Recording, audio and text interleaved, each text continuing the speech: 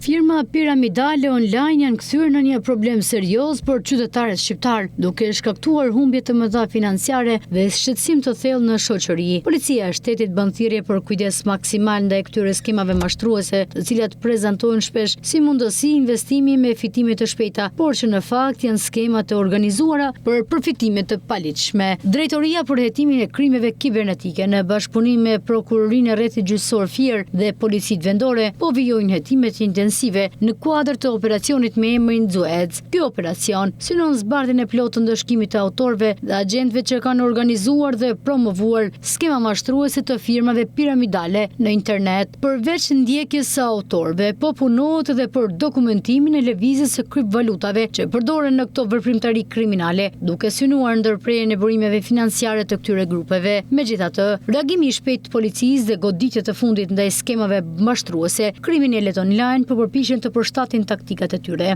Në platforma komunikimi si Viber dhe Telegram janë identifikuar grupe që ofrojnë mësime falas për funksionimin e kriptomonedhave. Kjo mënyrë është një strategji e sofistikuar për të fituar besimin e qytetarëve dhe më pas të nxisin ato të investojnë në platforma mashtruese, duke humbur sumat konsiderueshme parash. Policia e shtetit fton të gjithë qytetarët që kanë humbur para me skema si Xuez, Tez apo platforma të ngjashme të paraqiten menjëherë pranë drejtorisë së hetimit të krimeve kibernetike në policinë e shtetit dhe në çdo drejtori vendore të policisë për të denoncuar rastet. Autoritetet theksojnë se denoncimet janë thelbësore për dokumentimin dhe ndalimin e këtyre veprimtarive kriminale dhe për të parandaluar që qytetarët të tjerë të bien viktima të mashtrimeve të ngjashme. Por një kohë kur aktivitetet kriminale në internet po marrin përmasa shqetësuese, policia kërkon bashkëpunimin e qytetarëve për të luftuar këtë fenomen dhe për të mbrojtur pasurinë dhe sigurinë e tyre.